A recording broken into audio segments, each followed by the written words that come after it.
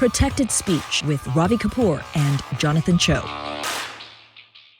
Along with Jonathan Choe, I'm Ravi Kapur for another edition of Protected Speech, and we're going to get into one of the big issues for the last couple of weeks, and it's all these Khalistan-related clashes taking place around the globe.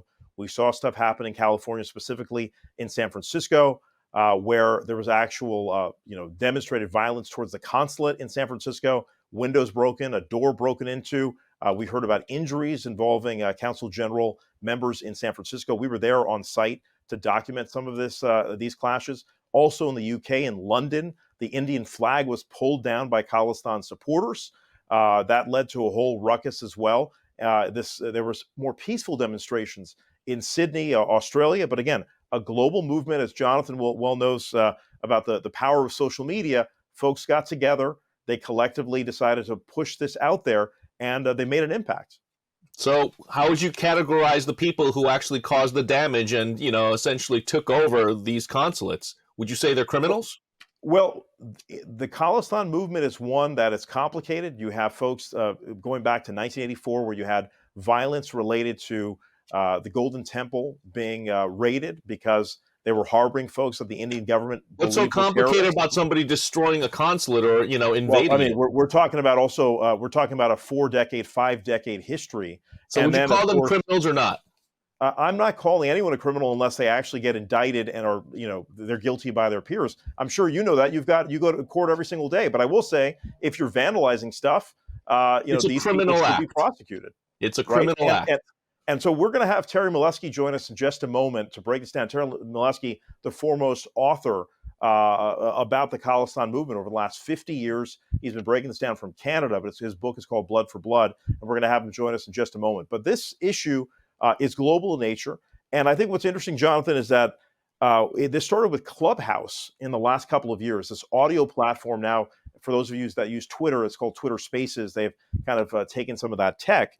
But you would have these private Clubhouse groups of people from around the world, primarily Sikh, that would talk about these kind of independent movements around the globe and how to coalesce this around the world. And these folks have made an impact. They are certainly. Well, it's still not a big deal in the States. So until it really starts to become, somebody getting impacted, their own backyards and so on and so forth, and the local media starts to cover it and really gets into the issues, it really does become confined to these little spaces, like you said, the clubhouses or social media. And I'm not dismissing that. But again, if you ask the average American what's going on, who's a Khalistani? What? I mean, who? They don't know that. They have no clue what's going on. So that's really fascinating right now. You have these incidents of violence. You have these takeovers of consulates that you ask the average person on the street, they have no idea what's going on. Well, that's true. And that's part of the reason we want to discuss it on the show. And we're going to have Terry Milewski join us in just a moment here to break this down. But just to point out one thing, the Indian government, which knows about this, they're taking this kind of a very gentle approach because, again, the Sikh community, by and large in India, again, it depends on who you're hearing from. The Khalistan supporters will tell you, that the Sikhs, by and large in Punjab, are with their movement. And then you talk to the Indian government, they're saying, look at the election results, and a very small minority are looking for a separatist movement, a different government, a new nation, a very small minority, 1 or 2%. So this is the dichotomy. And so this is why India is so complicated with all these different faiths, all of these different folks with different backgrounds living all together. Joining us now to explain the Khalistan movement is none other than Terry Milewski, who's been a correspondent for CBC in Canada for more than 4 decades. He's written a book called Blood for Blood, really tracking the global Khalistan movement. Terry, I'm so pleased to finally sit down with you. To me, you're the foremost expert when it comes to the Khalistan movement, certainly in North America. Give our viewers and listeners some context about what you've uncovered over the course of your reporting for all these years. I've uncovered a failure. I think, let's be blunt, this thing has been rolling for 50 years since they first took out an ad in the New York Times, 1971, in which a fellow named Chauhan declared himself the president of the new independent state of Khalistan, of which nobody had heard and which did not exist, and invited the world to recognize this new state. And since then, it has gone nowhere. Nevertheless, it has managed to make a tremendous amount of noise. Pakistan got involved because there had been a war in 1971 with India, in which Bangladesh, which was previously East Pakistan, was torn off. I won't get into the details, but suffice to say that it got complicated geostrategically because of the entry of Pakistan into the fray as a sort of backstop, big brother to the Khalistan independence movement, which was run by a minority of Sikhs, it must be said, out of the only Sikh majority state in India, about 27 million people now. 58% of the state is Sikh, the rest are Hindus and a few others. And a small minority of those Sikhs have always had this idea that we'd be better off with an independent state. Unfortunately, because of the violent tendencies of this small minority and the backstop that they had in Pakistan to provide them with weapons, training, and safe haven in a neighboring country so that they could pop across the border, create mayhem, come back into Pakistan, and be safe from arrest there, safe from Indian reprisals. Because of that, the movement quickly gained a reputation, a well-earned reputation for extreme violence. Eventually, a popular figure, a charismatic preacher named Bhindranwale, a religious fanatic Puritan, arose as a focus of a rallying point, if you will, for the Sikh separatists, so-called Khalistanis, Khalistan meaning literally land of the pure. So you get the drift that this was an idea of a religious Puritan, and that all came to a head in the early 80s. I'm abbreviating, of course, quite a lot. That all came to a head in the early 1980s when the Indian Army was sent in by then Prime Minister Indira Gandhi into the Sikhs' Golden Temple, their holiest shrine, in 1984, June. And Bhindranwale and a lot of his gunmen, most of his gunmen, he was surrounded by gunmen. He had turned the Golden Temple into an armed camp, basically, which challenged the government, took up arms against the government. They were heavily armed, and they were crushed by the Indian Army. This became a scandal for the Sikhs. Oh my God, they've attacked our holiest shrine. There were reprisals, and the Sikhs took their revenge very quickly in October of that year, in '84, by assassinating Indira Gandhi, the then Prime Minister, who was walking to her office in the morning, and her two Sikh bodyguards gunned her down. That, in turn, led to anger, riots in the streets of Delhi and elsewhere around India, in which thousands of innocent Sikhs were mowed down, burned, raped, massacred. And they haven't gotten over it. It's a long time ago now, 1984, but they're not over it. And they have, in the diaspora, that is to say the Sikhs all over the world, in Germany, in Australia, in the United Kingdom, and most significantly in Canada, where I live, where we've got well over 500,000 Sikhs now. They have kept the flame alive, the flame of the hope of independence, and they are now trying, although the insurgency, the armed insurgency, in which 20,000 people were killed.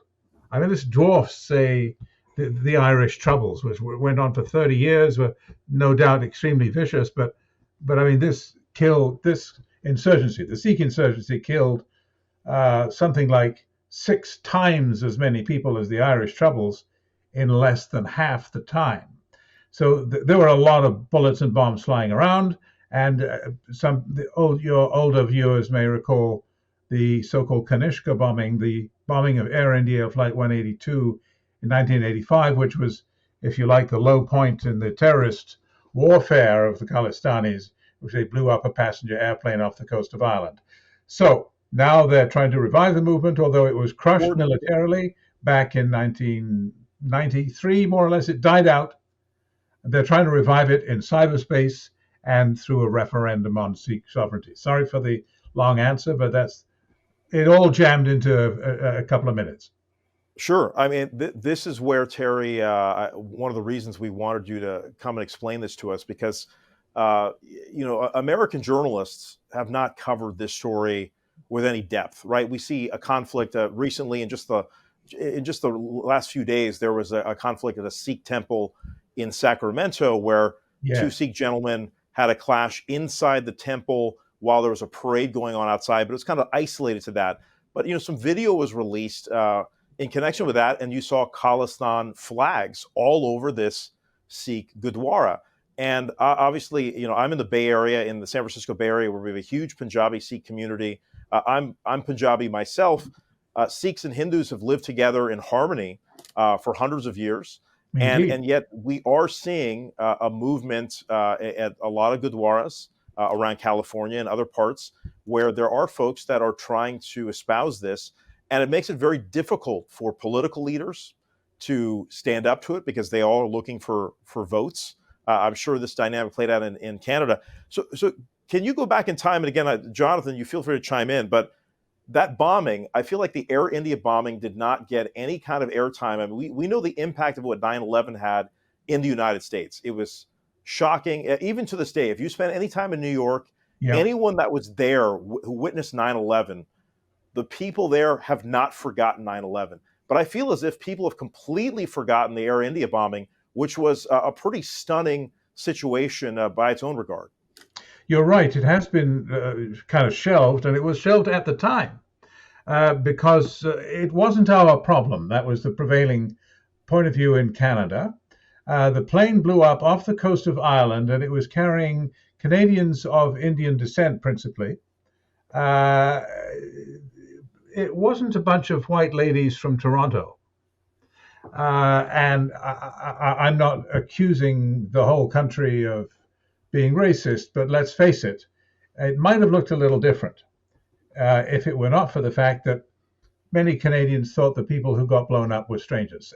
Very briefly, what happened was that the terrorists, the Khalistani terrorists, in an effort to strike back at the Indian army and against the Hindus writ large because of the riots following the assassination of Indira Gandhi, they set out to blow up 2 Air India jumbo jets on opposite sides of the world simultaneously by putting 2 bombs in suitcases on flights that were connecting with Air India, one going west through Tokyo and one going east through London, flying out of Vancouver, Toronto, London, and Vancouver, Tokyo, Mumbai.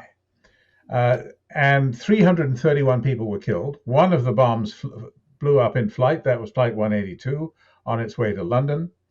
And the crime was never really solved, partly because of the indifference that you allude to, where the Canadians thought, well, it's an Indian plane, it's an Indian problem, most of the people are of Indian descent.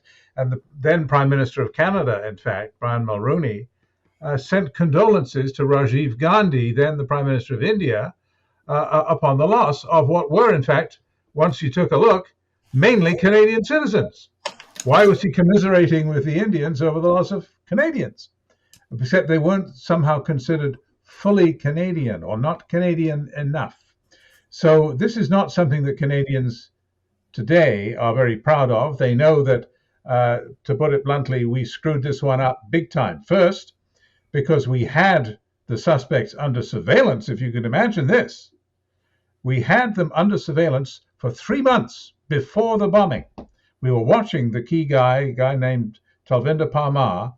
The Canadian intelligence agents were wiretapping him and watching his house for months before the bombing, didn't figure out what was going on, even though they followed him to a test bombing 3 weeks before the real thing, and still didn't figure out what was going on. Didn't want to act. They weren't policemen gathering evidence.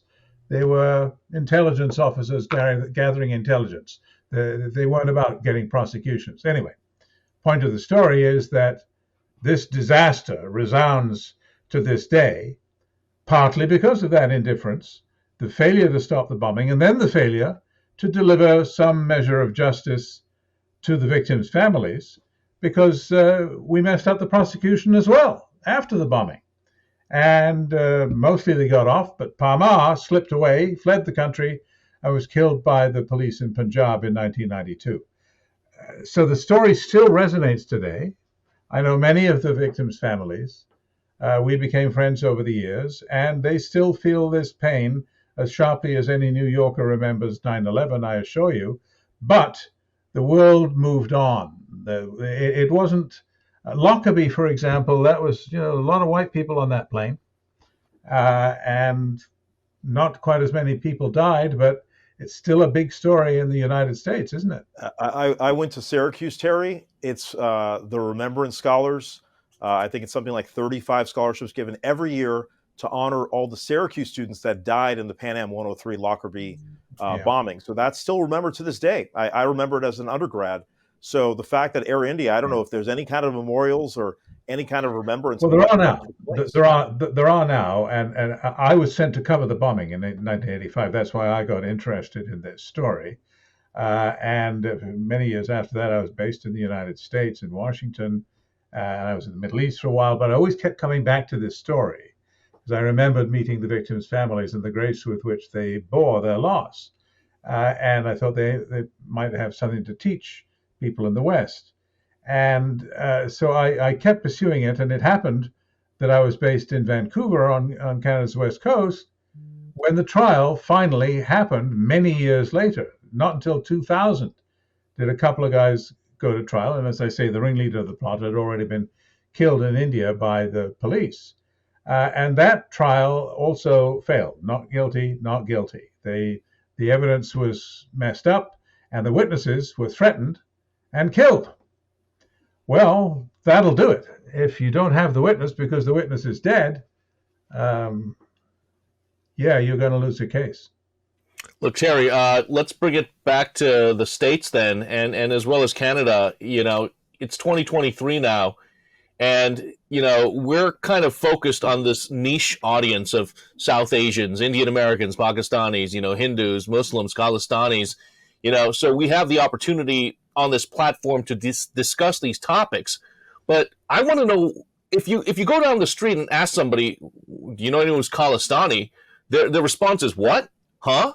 So it's not mainstream, is what I'm trying to get at. Why isn't it mainstream at this point, even after all of these years? Well, because it is a hopeless cause. And it's currently doing no damage except to people's bandwidth. That is to say that they're very adept in cyberspace. They preach daily that all the atrocities, all the killings back in the day, in the heyday of the Sikh independence insurgency, they were all done by the other guys. They're all done by the Hindus. We didn't do anything, which is a complete ridiculous lie. Those 20,000 people, maybe much higher, and being conservative. Most of them were Sikhs, by the way, who wanted no part of this independence revolt, and to this day like living in India. All of this makes it a hopeless cause. And we are no closer today than Khalistan than we were back in the heyday of the armed insurgency throughout the decade of the 1980s and the early 90s. As I say, the movement was crushed in 93. But the real reason, I think that's the real reason why people don't know about Khalistan today. It's because it's an old story that died out years ago, and there's no real reason. There's no terrorism now. They're not blowing up planes now. What they're doing is basically having demonstrations. They're holding referenda in various locations around the world, most recently in Australia, where, again, you've seen streets filled with Khalistani yellow flags, people going down the street marching and saying, Khalistan Zindabad, long live Khalistan. You see tremendous activity in cyberspace, little memes and movies, and a great many lies about the history of these affairs. But for those who are indifferent or ignorant about the Khalistan movement, what can you tell them? Why would they be interested if there's no big bang going off? If there is no terrorism, if people are not dying, and it's just guys preaching, like this preacher Amritpal Singh, who most recently has been in the news for a face-off with the police in Punjab. He's currently on the run, as you know. So what you're saying is they're really trying to wage an info war. This really has turned into an information war on their end. With that said, look, we already know you're arguably one of the foremost experts when it comes to this specific topic. At the same time, you're also one of the few who's really scrutinized and really looked at this, movement and what's happening here every step of the way. I want to know, have you personally been threatened? Have you had any death threats against you for your coverage and just your truth-telling? Routinely. It started many years ago. Who's threatening you? Yes. Well, the Khalistanis are threatening me because the things I say about them, about their cause being hopeless, about the lies that they tell, they don't want heard. It's just that simple. And it started, in my case, quarter century ago. They were posting on, I don't think they had Facebook then, but on various chat groups when they started, they posted, well, it's time to find out where Milewski lives and put his head on a stick. It was fairly crude sort of stuff. Bullets are cheap, and it's Milewski's turn. That was back in the day. And nowadays, they keep at it, but it's a little bit more polished. A recent one, about a year ago, I guess, a young fellow, young militant in the UK, got on Twitter and said, well, in English, we call it Terry Milewski, but in Punjabi, we call it Lala Nagat Narain, which means nothing to you, right? Well, unless you're a Punjabi and you know who Lala Nagat Narain was, namely a famous politician, journalist, and editor who was murdered in 1981 for standing up against Bhindranwale, the patron saint of Khalistan and of the Sikhs of the time. So he sees a critic, me, and he thinks about murder. That's the first thing that comes. He doesn't want to enter into a debate. They don't want to mix it up over facts. They want to threaten and murder people, as they did the witnesses in the Air India trial. And that's not just an info war. That's tending to something more. And now you see it. I mean, what you have seen in Punjab, without people in the West paying much attention, was an armed insurrection. I mean, if that happens on Capitol Hill, yeah, that's a story, right? But not if it happens in Amritsar, where this fellow Amritpal Singh and a whole throng of heavily armed gunmen, he's taken up arms against the government, he's defied the legally constituted authorities, intimidated and attacked a police station in a suburb of Amritsar, because they wanted to spring one of their gang who had been arrested. And the police caved in. I mean, they were overpowered. They caved in. So they got their guy out. Then after they had achieved their object and fled, then suddenly they call out the police to go catch the guy. And they failed. I think it's about 10 days now. They failed to find him. And he's popped up on video defying the government. And he's the voice of the Sikhs. And he's Bhindranwale version 2.0. So all of this means that there's a strong possibility that more violence will occur, and that more people are going to be following this story than really wanted to. I mean, that's what makes this story have many layers to it. And I know I saw some of your reporting with regard to one of the perpetrators, or at least one of the alleged conspirators of the Air India bombing, because he got back in the news in the last couple of years because he himself was assassinated recently. Yes, highlighting, by the way, the strong and important connection between the Khalistanis and organized crime. This was a contract hit. So here was a guy, a wealthy businessman, a millionaire, who was basically the financier of the terrorist group which blew up Air India in 1985. The terrorist group was called the Baba Khalsa, and it was founded by Parmar, the gentleman who was killed by the police in Punjab in 1992. So Malik, that was his name, Rapudaman Singh Malik, the financier, he was writing checks $10,000 at a time back in 1985. That was real money, to support the Baba Khalsa, which used some of it, I believe, to plant bombs on Air India planes and kill all those 331 people, including 2 Japanese baggage handlers who were unfortunate enough to jostle the bomb as they moved it to an Air India flight in Tokyo, and it blew up on the ground. So the point is that that Malik was assassinated last July, I believe, middle of July. Drove to his office, just getting on in years, I guess 75, and he had begun in his later years, after he was acquitted at the Air India trial, he had begun to make nice with the Indian government. Well, that's very odd, because the Indian government has always been the snake whose head must be bitten off, and it's a fascist and genocidal government. This is the basis of all the Khalistani propaganda, that Sikhs in Punjab are oppressed, repressed, massacred, the victims of an ongoing genocide. I'm quoting their leadership.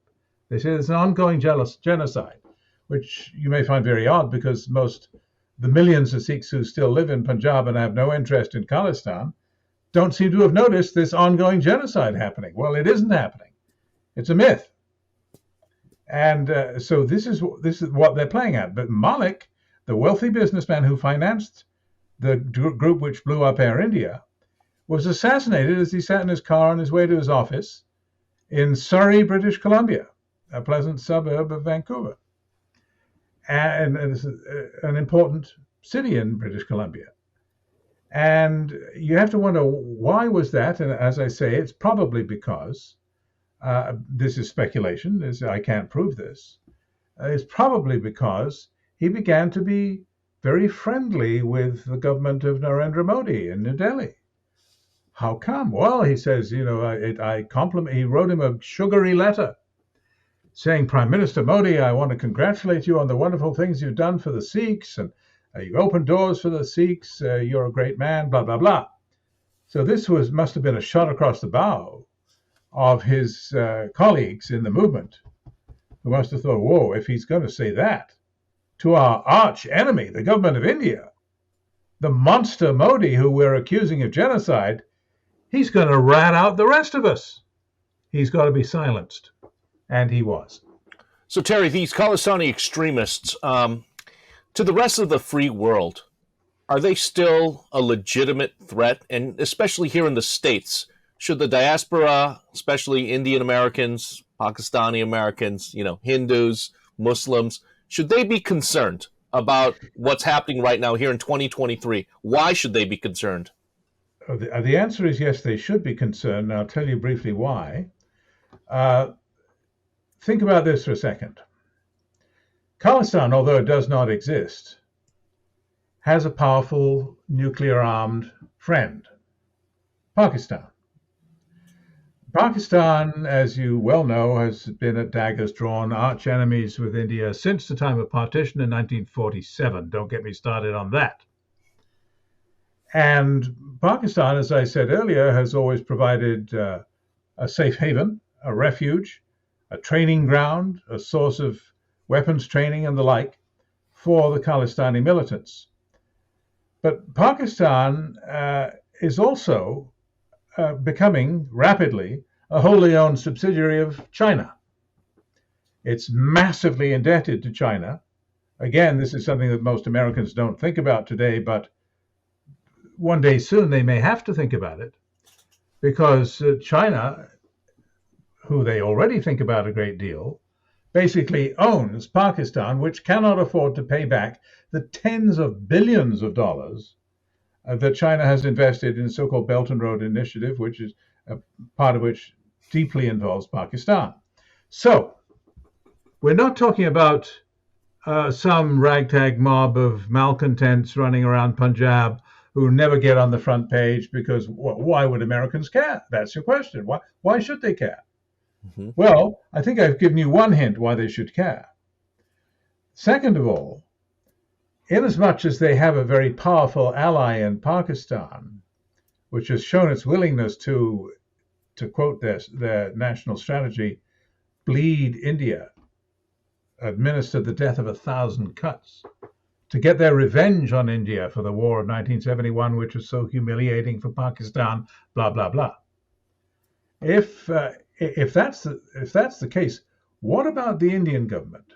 Well, the Indian government, they have some problems too. They're not as cozy with the West as the West would like. You can see a geopolitical picture emerging where, oh, that's interesting. Kashmir.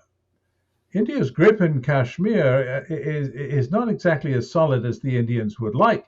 Imagine that the Pakistanis would be able to engineer an independent state between mainland India and the territory of Kashmir by creating Khalistan and denying the Indian government its land access to Kashmir. Now you have what is called something called a K2 strategy, where there's an alliance between jihadists, Islamic militants in Pakistan and elsewhere, and conveniently Khalistani militants based in Punjab. You can see that if you start to think about the big picture geopolitically in the north of India, then it's a potentially very threatening environment. As I say, we're not at bombs going off, but remember that there is a war going on. Another thing that Americans don't pay much attention, nor do Canadians, there is a war going on in northern India, on the Chinese border, in the Himalayas. There are skirmishes regularly. It hasn't come to. They don't shoot at each other. They aim rocks at each other. They hit each other with sticks, because otherwise it would be a violation of the modus operandi that they have. But there is a war going on, a border war between China is building little towns and villages on what India considers its territory. This isn't going to end well. Now you mix in these other additives, and it's easy to see that you could have an explosive mixture. So that's one thing. The only other thing I will add directly on your question is that India's other problem is itself. Its present government is, how shall we say, not the greatest friend to democracy that the world could expect.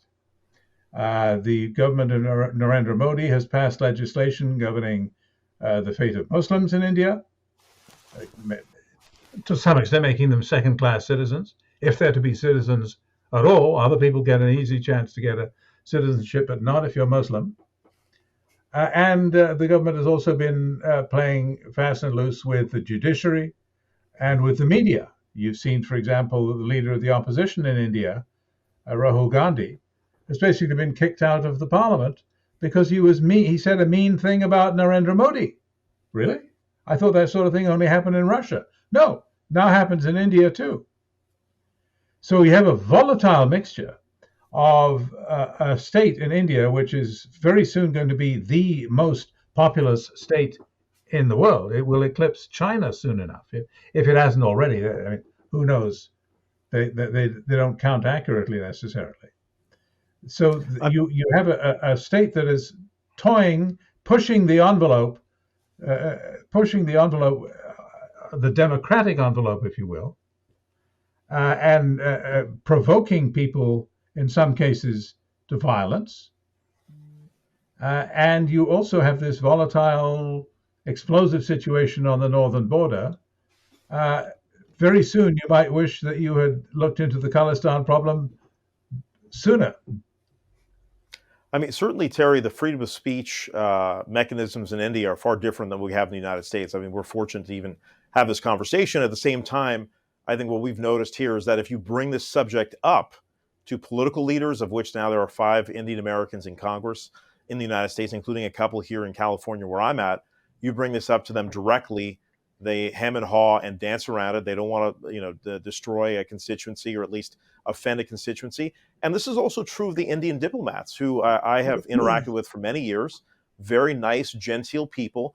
They don't want to say a syllable out of pocket. They don't want to harm sentiments, to use kind of their vernacular. Yes, they don't want to offend the Sikh community because it is an important constituency in India.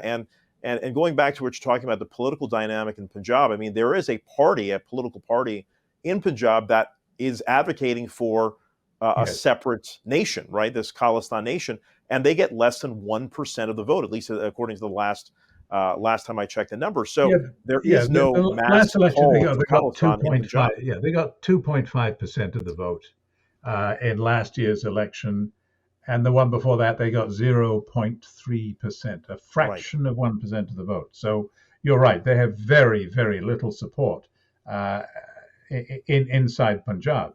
It's in the diaspora that there's a problem.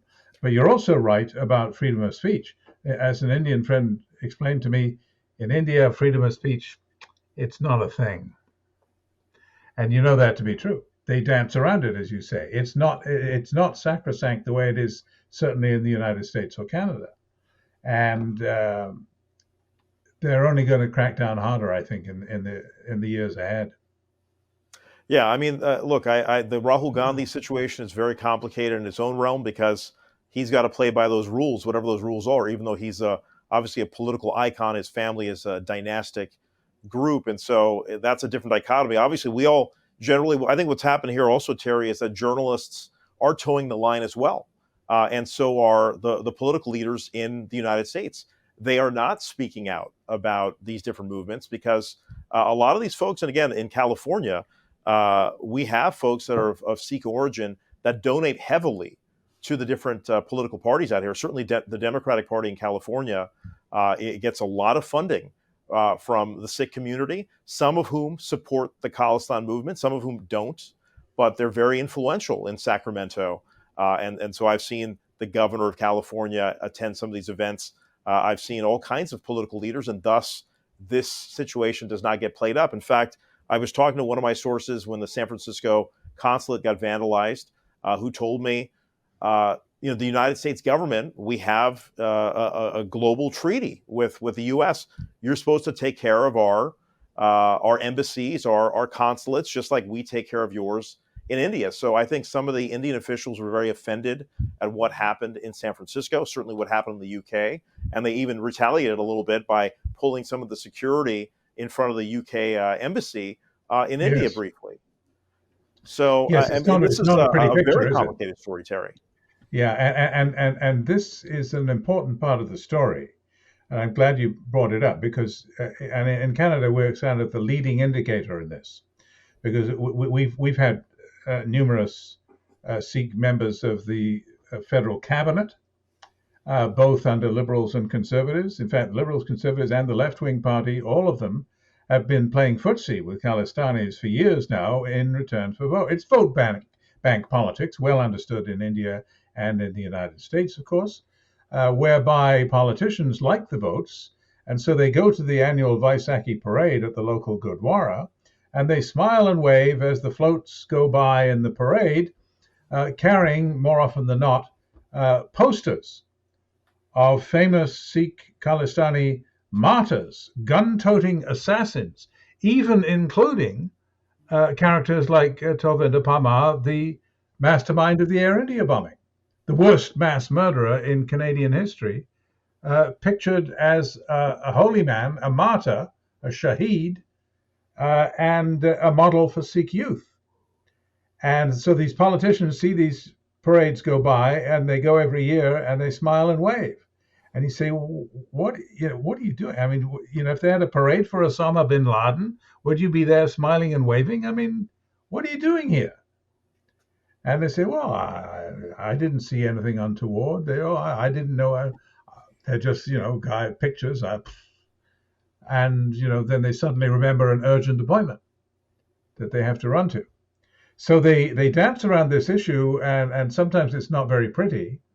And there have been cases, in Canada, for example, we've had 4 cases of graffiti, Khalistani graffiti, being spray painted onto Hindu temples in and around Toronto. We've had 4 cases, I think, in about 7 or 8 months recently.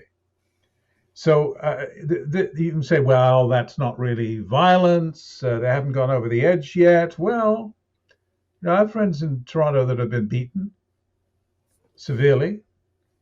I've had friends in Vancouver, well, one in particular, who was murdered because he was a witness in the Air India trial, as I alluded to earlier.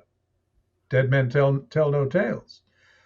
So the political element here, by entering into mainstream politics and being very astute about it and telling politicians, look, I can deliver 10,000 votes in this constituency, in this district. But if you don't sing my song, if you don't smile and wave at my Vaisakhi parade and say nothing about the martyrs, well, we might take our votes elsewhere. The politician says, no, don't do that. I'm with you. And that's how it's working now. I mean, we see that here in the United States, but I think there's another dynamic here where are they going to go, if these guys are aligned with the Liberal Party, are they going to start voting for the Conservatives? I don't see that happening, right? I mean, you see that, again, like we have these bulk voting groups in the United States, the Black community, Hispanics, now even more granularly like the Muslim community, the Sikh community. Are they going to vote for folks that may not even have their interests aligned? That to me is, I think the politicians are not doing enough math about, okay, look, what do I stand for? If you just stand for collecting cash from everybody, that's one thing. But if you stand for, you have certain principles, then maybe you need to stand for them. Yes, indeed. Yeah. Yeah, but this is an important point, both in Canada and the United States and in the other democracies, UK notably, but Germany, Italy, and now Australia as well. It's an important point that people, because they're trading on our ignorance, because as we've already agreed, there's so little attention to this problem. People don't understand it. I mean, okay, there's some local squabble going on. We don't know how to say their names. They're far away in another part of the world. And we don't really know, and we don't really care to know who's right and who's wrong. It's too complicated. We've got other issues to think about. And because of that, the most energetic, the most calculating, and in some cases the most deceptive, win the day. They're the ones who end up with political power. And sometimes it blows up in their faces, but at the moment, that's the way it's been going. And I must say that although in most of those countries, Hindus are the majority among the Indian diaspora around the world, they're not particularly active politically. They also look the other way. They let it happen. I mean, Terry, remind us again, how this issue, this area of focus really became, your passion, really. I mean, I think a lot of the coverage out there, what we know about this movement is because of what you've done up to this point. And who else is taking up who are you passing the baton on to at this point, right? I mean, how many other Western journalists are out there covering this important beat? Well, there are a few, although we're getting old. There are a few, and there are a few now. I'm talking developing in the last couple of years only.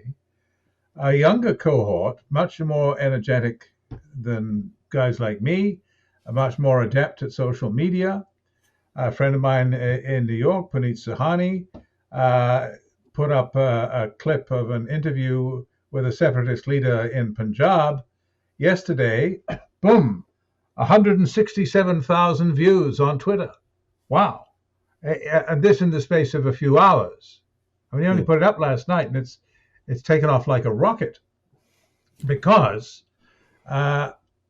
there's an attempt to push back. And it's not just me or me and a couple of other guys. And a colleague of mine, Kim Boland, in Vancouver. And really, you could name on one hand, the fingers of one hand, the people who really exercised about this story. But that's changing a bit now because of the salience of stories like this recent one with Amritpal Singh. Armed men crash and invade and intimidate a police station. That's a dramatic story. He gets away in a Mercedes like the Scarlet Pimpernel. He's in flight, and the police, 80,000 police, haven't caught him yet. It's an exciting story. I've had a lot of calls from Indian outlets in the past 10 days since that happened. So, story like that happens. It gets to be in everyone's imagination. And I don't think that story is by any means over. But there is a new generation who is pushing back, and we've discussed the fact already that in Punjab, the masses of millions of Sikhs have no interest in Khalistan, but they do have interest in some armed, a private militia. Can you imagine this in California? A private militia invades a police station to spring one of their gang, and the police cave in and they get away with it, drive off in a Mercedes and can't be found. Well, aside from the Mercedes, it sounds like what happened here in Seattle when a bunch of Antifa took over the East Precinct during the Chop Chaz BLM protest back in 2020. So it did happen in America here in Seattle, Washington, where I'm based. But all joking aside, Terry, I got to ask you as well, kind of finally for me, just, the entire state of our industry, journalism. Back in the day, it was advertisers supporting newspapers, and then the TV folks, they were the stars and in their own world, but they relied heavily on newspapers. But now newspapers are collapsing all over the world. We're seeing more conglomerates take over, more consolidation, and good journalists, the veterans with institutional knowledge, are leaving or quitting the industry entirely. Are you seeing that as well on your end, and how has that impacted ultimately this area of focus? Well, they haven't gone entirely. I differ with you there, because an awful lot of them are on Substack. They found other outlets. Media now, other outlets, other platforms, social media. Yeah. They're on social media, and that's where the action is now. I used to work for the CBC. It's a bit constitutionally set up like NPR or PBS in the States, except that we're both NPR and PBS, and we're radio and TV. It's by far the CBC is by far the largest news organization in Canada. But its ratings are down like everybody else's. Nobody's waiting for the good evening. It's the evening news, and now we're going to tell and you're supposed to wait for it. I mean, you already know it. You read Twitter on the bus home. Right. You already know the news, and if there's anything breaking, it'll be on Twitter before it's on the evening news isn't on the. It's a half-hour program, 22 minutes after commercials. So it's because the old media is becoming irrelevant. Guys like me are becoming irrelevant, and the future belongs to people who are quick with their fingers and can establish a reputation for reliable journalism, which is a big if. Right now, you've got characters like Elon Musk saying, "Oh, well, we must have more citizen journalism, and citizen journalism is going to be much better than these legacy media. They're all corrupt and they're hacks and so forth," which is absolute nonsense. The New York Times on any day, or the Washington Post on any day, is 10 times more accurate than what you read on Twitter, let's face it, by citizen journalists. What, the Malibu Observer, was it, that Musk retweeted? Well, never mind.